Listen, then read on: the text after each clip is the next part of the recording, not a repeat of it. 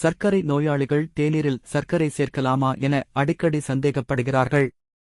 சர்க்கரை நோய் என்பது உடல் இரத்த சர்க்கரை அளவை கட்டுப்படுத்தும் முறையை பாதிக்கும் நீண்டகால நோயாகும்.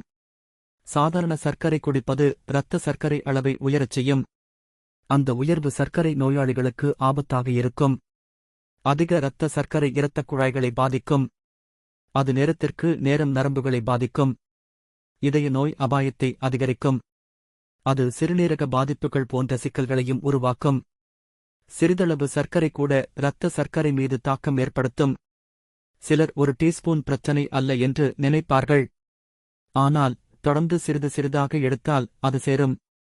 உடல் சர்க்கரை அளவை நிலைநிறுத்த போராடும். சர்க்கரை இல்லாத தேநீர் பாதுகாப்பான தேர்வாகும்.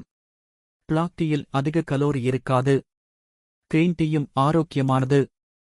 ஹெர்பல் டீக்களையும் சர்க்கரை இல்லாமல் பருகலாம். பலர் செயற்கை இனிப்புகளுக்கு மாறுகிறார்கள். இதில் ஸ்டெவியா மற்றும் சுக்ராலோஸ் உள்ளன. சிலர் அவற்றை நன்றாக சகிக்கிறார்கள். மற்றவர்கள் அதை கசப்பு அல்லது செயற்கை என்று நினைக்கிறார்கள். அனைத்து மாற்றுச் சர்க்கரைகளும் ஒன்றல்ல. சில குடல் ஆரோக்கியத்தை பாதிக்கலாம். மற்றவை இனிப்பு ஆசையை தூண்டக்கூடும். இதன் நிலையான அளவு முக்கியம்தான். லேபிள்களை சரிபார்ப்பது புத்திசாலித்தனம். சில சர்க்கரை இல்லாத பொருட்களிலும் கார்போஹைட்ரேட் இருக்கும்.